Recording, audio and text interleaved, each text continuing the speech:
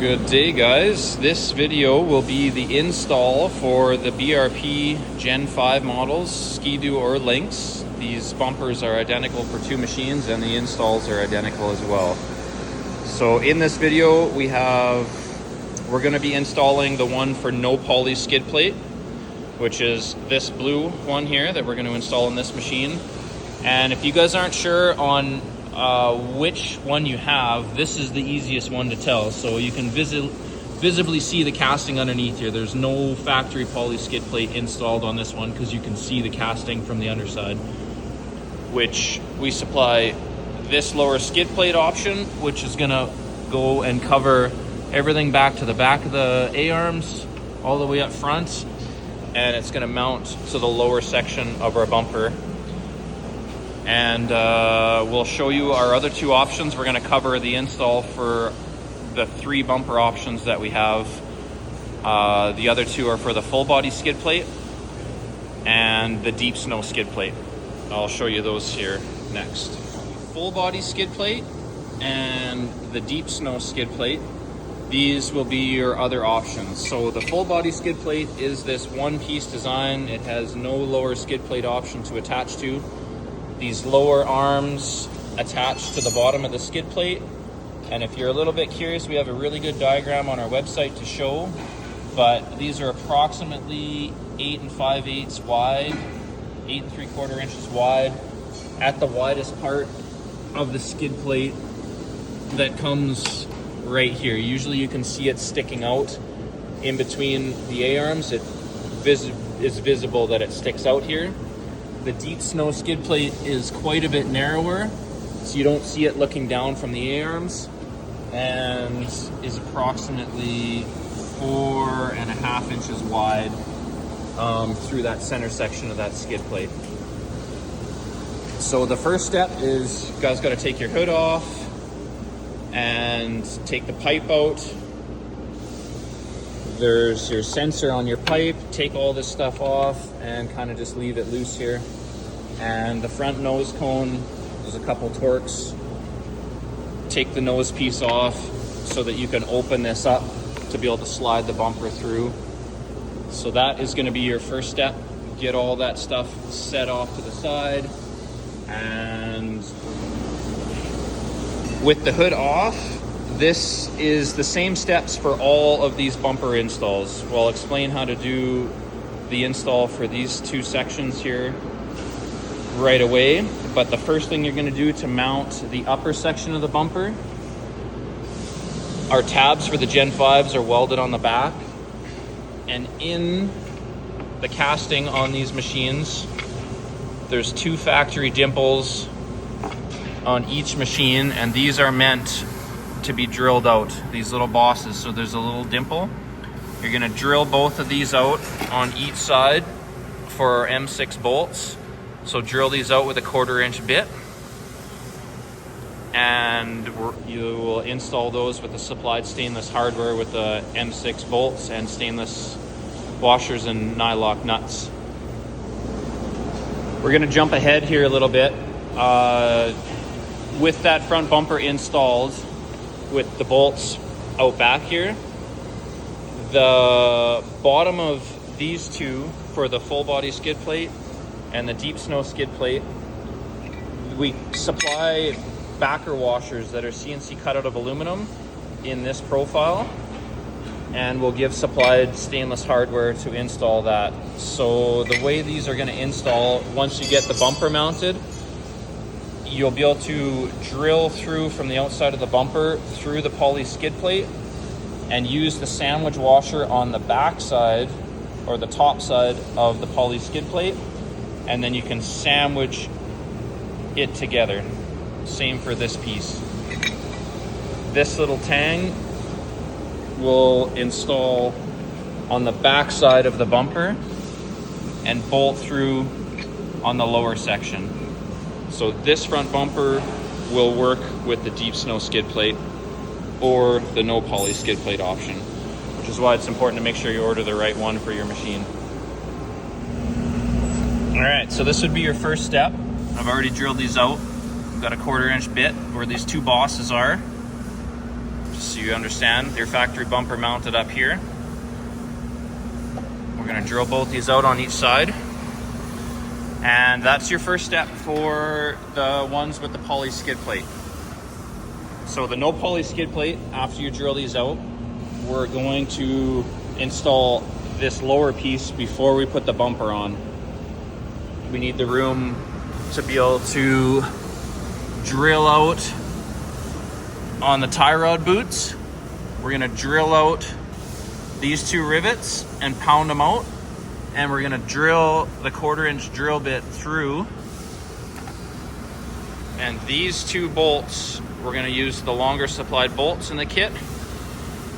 And we're gonna bolt that up underneath into place. Those will align us. All right, so we've drilled out,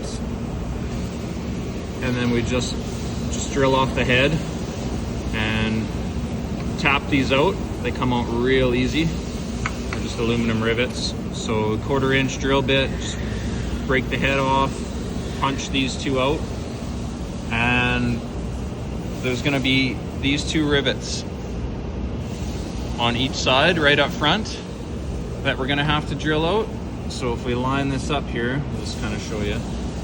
So we can line these holes up, and then we come up to the front, we'll see that's where these two rivets are gonna need. So we're gonna get these two rivets on each side out. We'll do the same thing, drill and tap these out. And then we're gonna run the 1/4-inch drill bit through, all the way through these ones, and bolt this section first. Don't drill all the way through these ones quite yet. We wanna mount this center section so it's in place.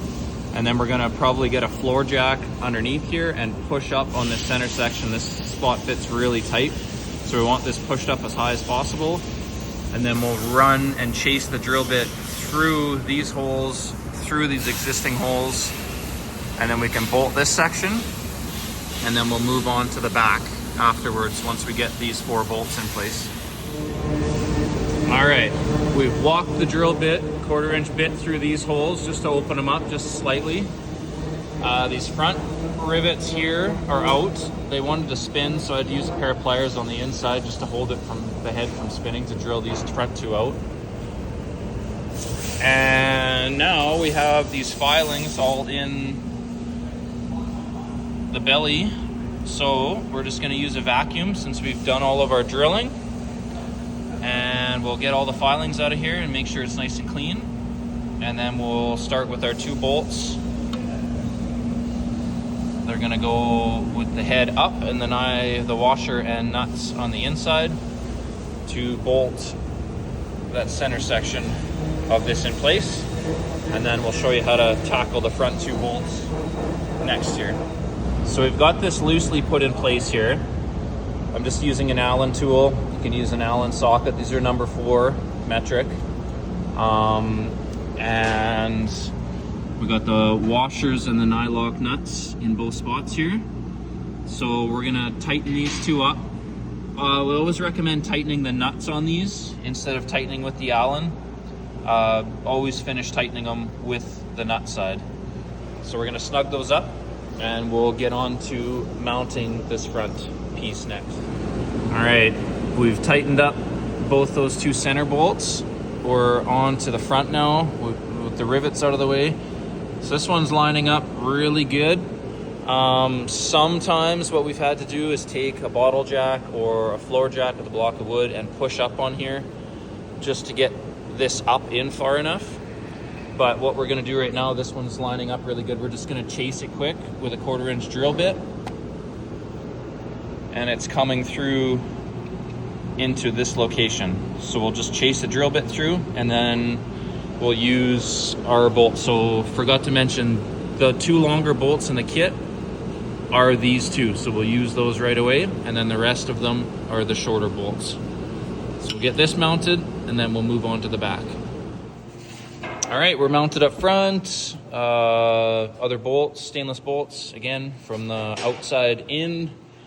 Washers, nuts, tighten with the nut side, not the Allen side. We're gonna move to the very back section here now. So we just have a little floor jack.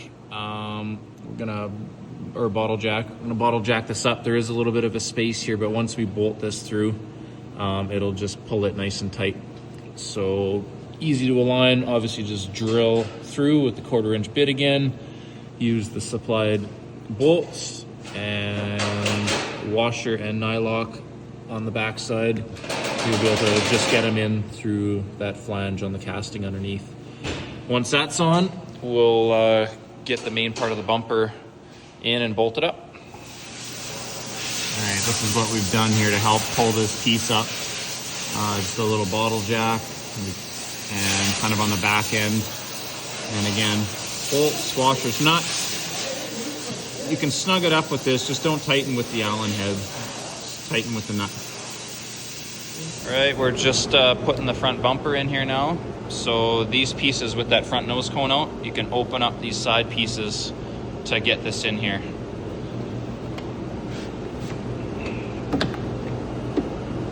It's a little bit snug. And then when these go back in here too, it's a little snug going back in. Try to hold the phone and do this at the same time. I can't hold my phone here at the same time. We'll just have to pull those out and push them back in here. Can't do it with one hand.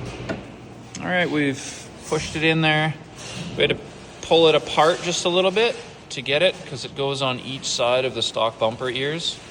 And these are a little tight going in. And then we just use a punch to kind of like align up these holes. We'll get this bolted in place. And then we'll be able to go underneath, and our plate underneath we'll be able to pull and bolt. And then we'll be able to put the hood back on, I guess, after we pop and rivet back in that spot. 2 rivets on each side. All right, the bumper is all mounted up. Got our bolts in here again, same thing, stainless washers, nylock nuts. And then we've got these supplied rivets where there was factory rivets coming through. So we're gonna drill with a 3/16 bit, pop these rivets in, and then we will deal with this module here. This one is different on this machine. Usually there's a tab with a hole, and we can bolt and mount it to this lower bolt, but this one has 2 push-on clips. So we'll show you guys what we do with this one here. All right, we're all bolted up underneath. We got our washers and nylock nuts and stainless bolts from the outside. We've popped in our 2 rivets on each side. And for our module up here, we've decided to drill. We needed the room to get the sensor on. So for this one, since it doesn't have the hole on it to mount down here, we've just drilled a couple more holes, a 3/16 and a 1/4-inch hole, and we can just pop that sensor right on the pipe and start putting everything back together.